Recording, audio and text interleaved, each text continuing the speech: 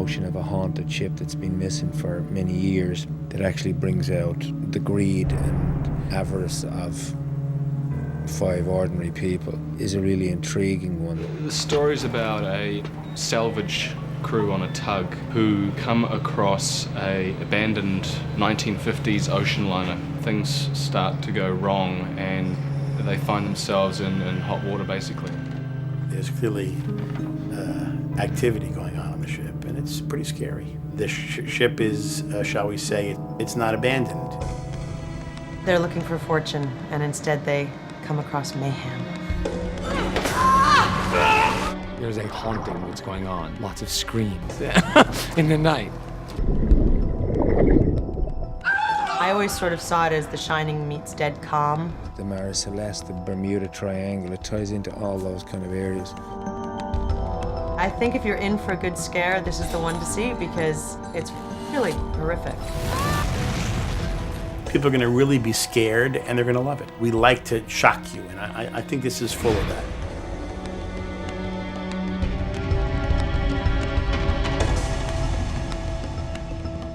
You are in a graveyard. You should know that, and you should leave. Have a rehearsal, please. You like that?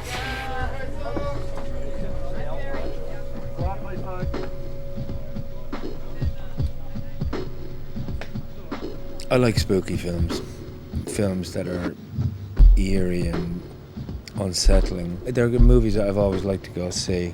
I was brought up in Ireland, so I've known a lot of seafaring men telling you stories about ships that disappeared under the sea and cities that were buried underwater and strange women that lived in rooms way out in the ocean. There's something restless about the character, something hidden about all those men. I find people who live like that fascinating. With successive movies like Sixth Sense and the others, we're seeing that ghost movies can go beyond just, teenage horror fare. They can be pretty scary and interesting and smart, and we're trying to do that with this one. I can't hold her much longer, Murphy. Port Bottle is healing. She's taking on way too much water. We're what we call salvagers. We are hired to find ships that have either sank or ships that have gotten in trouble. It's not a glamorous life, obviously. It's a lot of work. It's days at a time at sea, and it's dirty and smelly, and not a lot of places would find women there. But there's something incredibly heroic about it. They're just kind of like a tough bunch of people. Put their nose out on the line for each other, and they work together as a team, and a lot of cooks in the kitchen.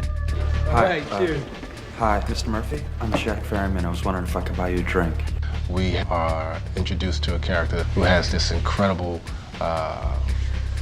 opportunity. I was out in the middle of the strait when I came across this. I did 3 flybys and tried for radio contact and got nothing, so I figured she had to be adrift. Have you told anyone else about it? Not a living soul. I've seen strange things happen in the strait. And I know something else. Sea gives you an opportunity, you take it. It should only be a week out of our way home. We're on our way back to Alaska, and it really should only be about a week out of our way. And most of us don't end up going home. The issue is really the storytelling and how to tell a good story, how to tell it with a lot of scares, how to make people sit up and pay attention to the movie. Shit! We find this incredible ship called the Antonio Graza, which has apparently been floating around for 40 years. Oh, now do you believe me? Holy shit. It's mammoth. We think we see it, and then we don't see it, and then all of a sudden we slam right into it. It's the Antonio Graza. Jesus Christ. This is civilian tugboat Arctic Warrior. You know her, Murphy? Only in my dreams. And that's when you start wondering what's going on in this plot. The plot thickens. I think audiences are going to go and see this movie for a thrill, to see something that they've never seen before. I mean, just the mere visual of this 1950s rusty ship appearing out of the mist and dwarfing the tug Arctic Warrior is a visual that I haven't seen on cinema yet. At the height of its day, it was the opulence of ocean-going, travel and leisure. It's very luxurious. It was the fashion of its heyday. It is, of course, like most things in fashion, fallen decrepitly by the wayside. It has even deteriorated to the point of just being a rusted hulk. Welcome aboard. I'm Julie. I'll be your hostess this evening.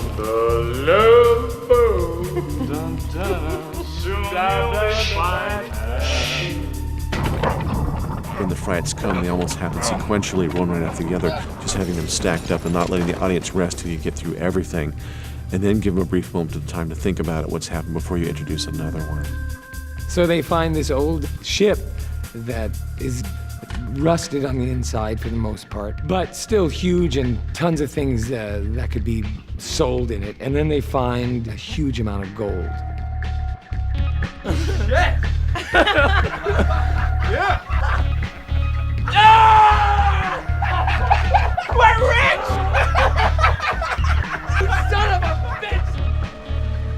And then they begin to uncover traces of who might have left the gold there and why.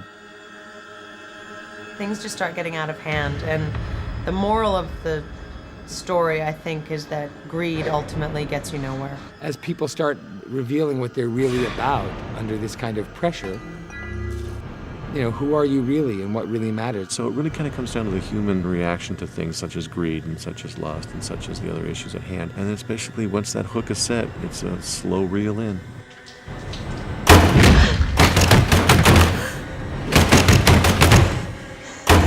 All you need is a couple of beats here and there, and then some music, and then a scare, which I've counted at least by 47, close to 50 some odd scares in this movie. So you're gonna have the suspense. Bob Zemeckis and myself had this idea, well, Bob really had the idea to remake House on Haunted Hill. And as we were preparing it, Bob thought, look, it would be really fun if we could maybe make more of these pictures. House on Haunted Hill was good and successful, and 13 Ghosts was more successful. We want to keep going. We're trying to, have one of these movies come out every Halloween. The intention was to make really good quality pictures that will scare people, and just keep it going, keep it moving, keep the pacing of it really, really well paced.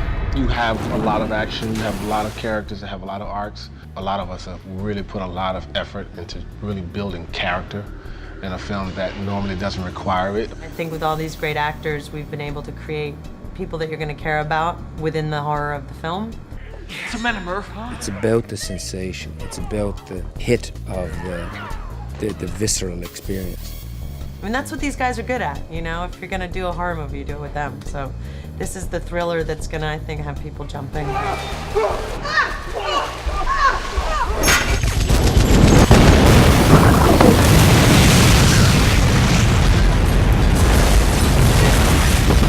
What we try to do is get as much character work in there as possible and try to establish different types of people that are aboard the boat. Epps is kind of the backbone of the crew and its heart, and she's iron cast and strong as a hurricane. She is a woman in a man's world, but there's definite respect because she's really good at what she does.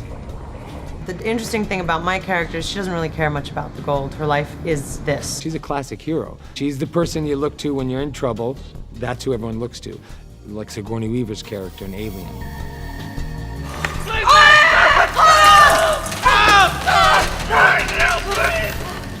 Katie started out as an innocent who died as part of this whole thing.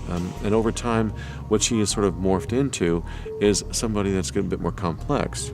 All the other ghosts, when they die, they sort of turn evil. But Katie's innocent, and she sort of helps the crew to find out about the ship. This little girl's been trapped in this ghost spirit for a long time. I think Katie would like to get her revenge sooner or later. And I think she finally finds that ability within Epps.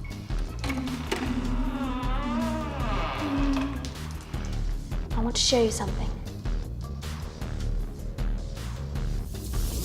Katie's sort of like the little guide. In Dante's Inferno, Virgil guides Dante through hell. And in a way, she guides Epps through hell and gets her out the other side.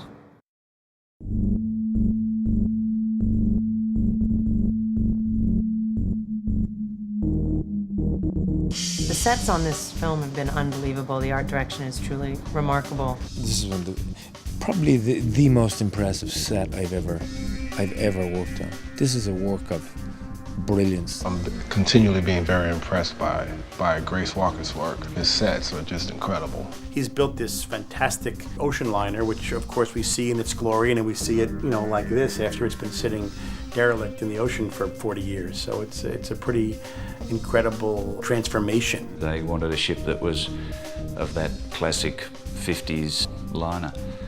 We've modelled it on the Andrea Doria, which was one of the Italian lines.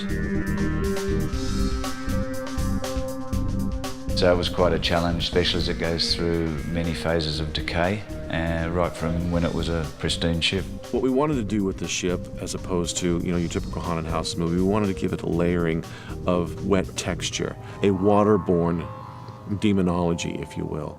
As the actors, we'd walk around sometimes and you just want to tell the camera, come film over here, come film over here. The rust, the way everything is glistening, and I mean, it's just remarkable. You really feel like you're on the boat. And then to transform it back into 1960s and see what it looked like when it was new and beautiful, it's just been a pleasure. His designs are fabulous. There is so much intensity and richness and believability in those sets that it makes the bit of icing on the cake that is visual effects, it makes that job so much easier.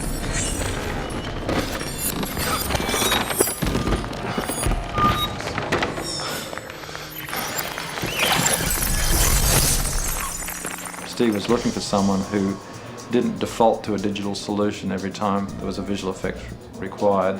From the outset, Steve was very strongly of the view that a large miniature ship would be used. That was almost a stated requirement of the equation. Steve comes from the world of special effects, and this is a movie that is very heavy in special effects.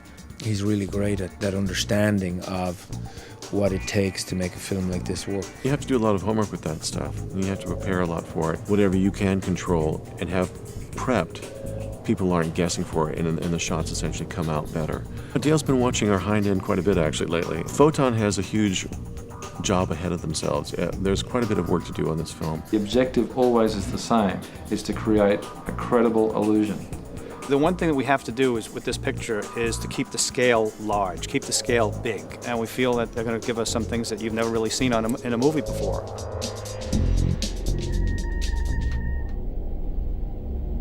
Come on. Big death, ready?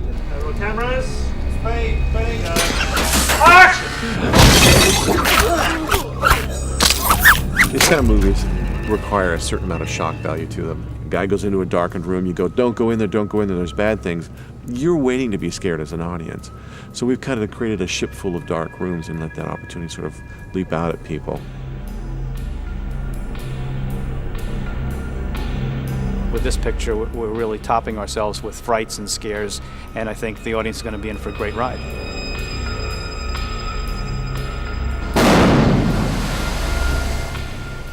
This has the chance to be something that really has some good, scary moments.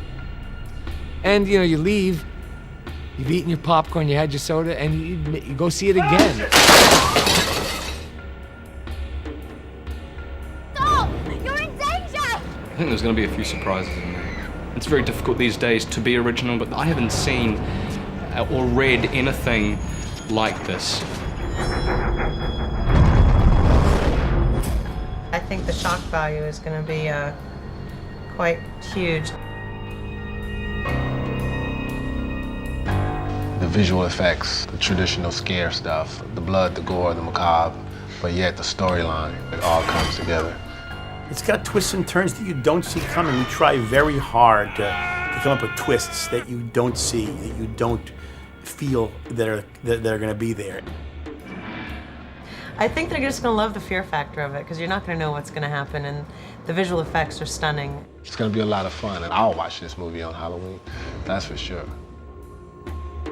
You'll probably be seeing us every Halloween for some number of years to come.